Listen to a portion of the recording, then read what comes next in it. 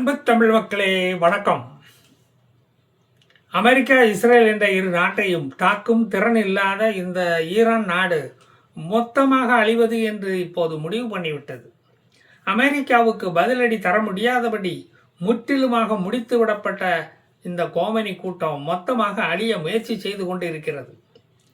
Iran நகரங்களில் மேலெழும்பிய colour colour புகை மண்டலத்தை பார்த்து ஈரான் மக்களே அசந்து போய்விட்டார்கள்.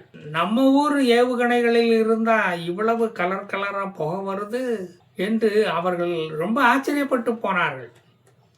ஏவுகணை குடோன்கள் வெடித்து சிதறிய போது பல ஈரானிய பெண்கள் மேலெழும்பும் புகை மண்டலத்தை பார்த்து அங்கு குலுங்கி குலுங்கி சிரித்து தங்களது மகிழ்ச்சியை வெளிப்படுத்தினார்கள். இஸ்ரேலை ஈரான் இனி தாக்குமானால் ஈரான் ஒரு கம்ப்ளீட் வீல்சேர் முடமாகும், வீல்சேர் நாடாக மாறும். பல ஆண்டுகளுக்கு எந்திரிக்க முடியாதபடி ஒரு தாக்குதலை அது சந்திக்கும். மூடதபாவின் பாடி வெள்ளாடையால் மூடப்படும். இப்போது ஈரான் அழியும் போது நானும் கொஞ்சம் அழிஞ்சிக்கிறேனே என்று சொல்வது இந்த ஹூத்தீஸுகள். சாவதற்கு லுங்கியை மடித்து கட்டிக்கொண்டு அவர்களாகவே வருகிறார்கள். ஒரே நேரத்தில் பல சமாதிகளை கட்ட முடியாதப்பா, மொத்தமாக குழியில் தள்ளித்தான் புதைக்க முடியும் என்று சொன்னாலும் வம்படியாக வந்து நாங்கள் மண்ணுக்குள்ளே போகிறோம் என்று கெஞ்சுகிறார்கள் இந்த மண்புழு தீவிரவாதிகள். ஏமனின் ஹூத்தீஸ் ஈரானை மட்டும் அழிக்காதீர்கள், நாங்களும் அழிய தயாராகத்தான் இருக்கிறோம் என்று அவர்களும் சொல்லுகிறார்கள். ட்ரம்ப் சொல்லுகிறார், இந்த வாரம் எலக்ட்ரிக்கல் பவர் ஸ்டேஷன்கள் முற்றிலுமாக அழிக்கப்படும், அடுத்த வாரம் ரயில்வே மேம்பாலங்கள் ஹைவே பாலங்கள் உடைக்கப்படும். ஈரானிய மக்கள் எங்கும் ஓடிவிடாதபடி அங்கேயே இருந்து பாம் விழுந்து வெடித்து சிதறுவதை பார்த்து மகிழுமாறு அன்புடன் அறிவுறுத்தப்படுகிறார்கள் என்று சொல்லியிருக்கார். 7 IRGC வீரர்கள் மரணமடைந்ததாகவும் 260 பேர் காயமடைந்ததாகவும் ஈரானிய இராணுவமே ஒப்புக்கொண்டு அறிவித்துள்ளது. உண்மையான உயிரிழப்பை வெளியே சொன்னா அதை கேட்டு ஏங்கி போய் நிறைய பேர் செத்து போயிடுவானுங்க என்பதால் உண்மையான உயிரிழப்பை அவர்கள் எப்போதும் தெரிவிப்பதில்லை.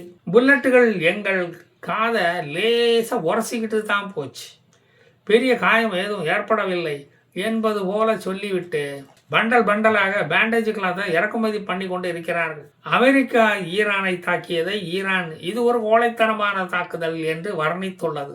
வேற என்ன சொல்ல முடியும்? இது அமெரிக்காவின் கோழைத்தனமான மொள்ளவாரித்தனம், ஒரு முடிச்சவிக்குத்தனம் என்று திராவிட பாஷையிலேயா சொல்ல முடியும்? ஈரானியர்கள் மண்டை மேலே குண்டு போட்டு அவர்களை தாக்க வேண்டியதானேயா? ஏன் பயப்படுறீங்க? ஏன் இராணுவ நிலைகளை மேலே ஆளில்லாத நேரமாக பார்த்து தாக்குறீங்க? அமெரிக்காவுக்கான பதிலடியை நாங்கள் ஓமான், கத்தார், குவைத்து, ஜோர்டான் போன்ற நாடுகளை தாக்கி அவர்களுடைய நினைவில் ஈரானை மறக்க முடியாதபடி நாங்கள் நிலைநிறுத்துவோம் என்று அறிவித்துள்ளார்கள். அமெரிக்கா வரைக்கும் போய் தாக்குவதற்கு எங்களிடம் விமானங்கள் இல்லையே, அதனால் தான் இந்த ஏற்பாடு. ஒரே நேரத்தில் 1000 ஏவுகணைகளை விடுவோம், அதில் 1-2 அமெரிக்க நட்பு நாடுகளை தாக்காதா? அப்போ தெரியும் நாங்கள் யாருன்னு. நாங்கள் ஈர வெங்காயம் என்று அப்போ தெரியும் உங்களுக்கு. அமெரிக்காவின் சென்ட்காம் ஹார்மஸ் கடற்கரை ஓரமாக நிறுவப்பட்டிருந்த ராக்கெட் லான்ச்சிங் பேடுகளை அழித்துவிட்டு அடல்ட் டயப்பர்களை அவர்களுக்கு மாட்டிவிட்டது. பழைய மாதிரி ஈரானுக்கு ஆட்டம் போட முடியாமல் போனதால் IRGC வீரர்கள் வெறுத்து போய் பலர் பாலிடாலை குடித்தார்கள். அதனால் அங்கு மருத்துவமனைகளில் பல உயிர்கள் ஊஞ்சலாடி கொண்டிருக்கிறது. ஸ்ட்ரைட் ஆஃப் ஹார்மஸ் வழியாக செல்லும் கப்பல்களுக்கு ஒரு பாதுகாப்பு வேண்டுமே, குரூட் ஆயிலை பத்திரமாக எடுத்து செல்ல வசதிகள் செய்ய வேண்டுமே என்று நினைக்கிறது அமெரிக்கா. அதை எப்படியாவது கெடுக்க வேண்டுமே, முறியடிக்க வேண்டும், குண்டு வைத்து தகர்க்க வேண்டும் என்று நினைக்கிறது ஈரான். இதுதான் அவங்க 2 பேருக்கு உள்ள வித்தியாசம். துன்ஃபு தீவில் மிசைல் ஸ்டோரேஜ் சைட்டை அமெரிக்கா ஏவுகணை தாக்குதல் நடத்தி அழித்துவிட்டது. ஈரானிய எண்ணெய் கப்பல்கள் துறைமுகத்தை விட்டு நகர முடியாதபடி தடை விதிக்கப்பட்டுள்ளது. அங்கு மற்ற நாட்டு கப்பல்கள் வந்தால் பாதுகாப்பு அளிக்கப்படும், டோல்கேட் கட்டணம் வசூலிக்கப்படும். அமெரிக்கா இந்த போரினால் இழந்த தொகையை அதில் ஈடுகட்டலாம்னு பார்க்குது. ஷிராஸ் நகரில் ஒரு பெரிய வெடிச்சத்தம் கேட்டு பலருக்கும் காது செவிடானதாக சொல்லப்படுகிறது. அது ஏதாவது எப்பவும் வர்ற பூகம்பம் வந்த சத்தமாக இருக்கும்பா என்று பலர் அங்கு லேசாக கடந்து போய்விட்டார்கள். அப்படித்தான் நினைத்தார்கள். அது அங்கு சகஜமான ஒன்று தானே. கல்ஃப் நாடுகளுக்கு மேலே விமானம் ஓட்ட வேண்டாம் என்று பிரான்ஸ், ஜெர்மனி, டென்மார்க்கு, இங்கிலாந்து போன்ற ஐரோப்பிய நாடுகள் தங்கள் நாட்டு விமான கம்பெனிகளை அறிவுறுத்தியுள்ளது. ஷிப்பிங் கம்பெனிகளும் அரபு நாட்டு கடல் வழியை நீங்கள் பயன்படுத்த வேண்டாம் என்று கூறிவிட்டது. குவைத் என்ற இஸ்லாமிய நாடு ஏவுகணைகளால் தாக்கப்பட்ட போது அல்லாஹு அக்பர் என்ற தாரக மந்திரத்தை ஓதிவிட்டுத்தான் அவர்கள் அதை விட்டார்கள். அவ்வளவு கடவுள் பக்தி உடையவர்கள் ஈரானியர்கள். பொறுப்பில்லாமல் அவர்கள் எப்போதுமே செயல்பட மாட்டார்கள் என்பதை நீங்கள் இப்போதாவது நம்புகிறீர்களா? ஜோர்டானில் உள்ள அஷ்ரக் ஏர்பேஸை தாக்கி அமெரிக்காவுக்கு பாடம் கற்பித்தது ஈரான். அதற்கு பதிலடியாக அமெரிக்கா ஈரானுக்கு பல ஹோம்ஒர்க்குகளை கொடுத்தது. மிடில் ஈஸ்டில் அபாய சங்கு ஒலிப்பது ஒரு நித்திய சடங்கு மாதிரி ஆகிவிட்டபடியால் சங்கு ஊதினால் கூட நமாஸ் பண்ணிவிட்டுத்தான் பதுங்கு குலுக்கி ஓடுகிறார்கள் இவர்கள். பல இடங்களில் பட்டாசு சத்தம் கேட்டதாக பலர் கூறினார்கள். நான் தாக்கினது போதும் என்று சொல்லும் வரை ஈரானை தாக்கிக் கொண்டே இருங்கள் என்று ட்ரம்ப் அமெரிக்க இராணுவத்துக்கு உத்தரவிட்டுள்ளாராம். இதற்கிடையில் இஸ்ரேலில் ஒரு அறிவிப்பு ஒன்று வெளியாகியுள்ளது. அது பாலஸ்தீன கனவை தவிடுபடியாக்கியுள்ளது. அதை பார்த்ததும் எனக்கு அப்படியே வயிறு எரிந்தது. ஜுதேயா சமேரியா பகுதிகளை இணைக்கும் மேற்கு கரை என்று அழைக்கப்படும் கிழக்கு கரையில் அதன் மேம்பாட்டுக்காக $1 பில்லியன் இஸ்ரேல் சாங்ஷன் பண்ணி உள்ளது. அதனுடைய பார்லிமெண்டான கேன்செட்டில் அது ஏகமனதாக நிறைவேறியுள்ளது. இஸ்ரேலின் ஒரு பகுதியாக அது இனி வளர்ச்சி அடைய போகிறது. அங்கு மேம்பாலங்கள், மெட்ரோ ரயில்கள், 8 வழிச்சாலைகள், பலமாடி கட்டடங்கள், ஏர்போர்ட்டுகள் போன்ற இன்ஃப்ராஸ்ட்ரக்சர்களை நிறுவப் போகிறது இஸ்ரேல். West bank வளரப்போகிறது. இஸ்ரேலின் மெயின்லேண்டை இணைக்கும் 8 வழிச்சாலை அங்கிருந்து காசாவுக்கு வரப்போகிறது. இஸ்ரேல் நிலப்பகுதி வழியாக காசாவுக்கு இந்த சாலை வரப்போகிறது.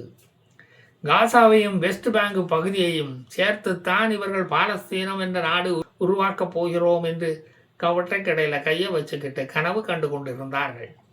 அந்த கனவை நம்பி பல நாடுகளும் பாலஸ்தீனத்தை அங்கீகரித்தனர். தங்களது நாட்டு தூதரகத்தை கட்ட எய்ம்ஸ் செங்கல்களை எடுத்துக்கொண்டு எப்போது அங்கு வரலாம் என்றிருந்த நிலையில் இந்த அறிவிப்பு வந்து அப்படியே அவர்கள் ஷாக் ஆயிட்டாங்க. கையில் வைத்திருந்த செங்கல் காலில் விழுந்து விட்டது. இப்படியா எங்கள் மூஞ்சில கரிய பூச வேண்டும்? போரினால் இஸ்ரேலின் எக்கானமி வீழ்ந்துவிடும் என்று நினைத்த நாடுகளின் பொருளாதாரம் வீழ்ச்சி அடைந்து அதல பாதாளத்துக்கு போனது. இஸ்ரேலின் ஷேர் மார்க்கெட்டு உச்சத்தை தொட்டது. மற்ற நாடுகளின் பங்கு சந்தை உச்சையாக போனது, சூட்ட கிளப்பி விட்டது. போரினால் இஸ்ரேலின் பொருளாதாரம் வீழ்ந்தது. ஈரான் மாதிரி பிச்சை எடுக்க வருவான் இந்த இஸ்ரேல் என்று பார்த்தால் நம்மளையே பிச்சை பாத்திரம் ஏந்தி வந்தேன் ஐயனே என் ஐயனே என்று பாட வச்சுட்டானே படுவாவி, பிச்சை எடுக்க வச்சுட்டானே படுவாவி என்று புலம்புகிறார்கள். Syria, Lebanon, Yemen, Iraq, Iran, Sudan, Egypt என்று எத்தனையோ நாடுகள் இஸ்ரேலுடன் போரிட்ட போதும் அவைகள் தோற்று ஓடிய வரலாறு தான் உள்ளதே தவிர இஸ்ரேலின் ஜியாகிரபி அங்கு எப்போதும் போல வளர்ந்து கொண்டே தான் இருக்கிறது. இஸ்ரேலில் வாழும் அரபிகளை தூண்டிவிட்டு உங்களுக்கு பாலஸ்தீனம் என்ற மில்க் சாக்லேட் வாங்கி தருகிறேன் என்று ஏமாற்றிய ஹமாஸ் கூட்டம் கடைசியில் ஏமாந்ததுதான் மிச்சம். இன்னும் 3 நாட்களுக்கு சம்மட்டி அடியுடன் மம்மட்டி அடியும் இலவசமாக ஈரான் வீரர்களுக்கு வழங்கப்படும் என்று ட்ரம்ப் அறிவித்திருக்கிறார். எதை தின்றால் பித்தம் அதிகரிக்கும் என்று அலைந்து கொண்டிருக்கிறது ஈரான். அமெரிக்கா கொடுக்கும் அடியை பார்த்து ஹூத்தி சுண்டலிகள் பொந்துக்குள்ள போய் பதுங்கிவிட்டன. நாம போரிட்டால் காஃபின் பாக்ஸ் தயாரிக்கும் கார்பெண்டர்கள் தான் பணக்காரன் ஆவான்.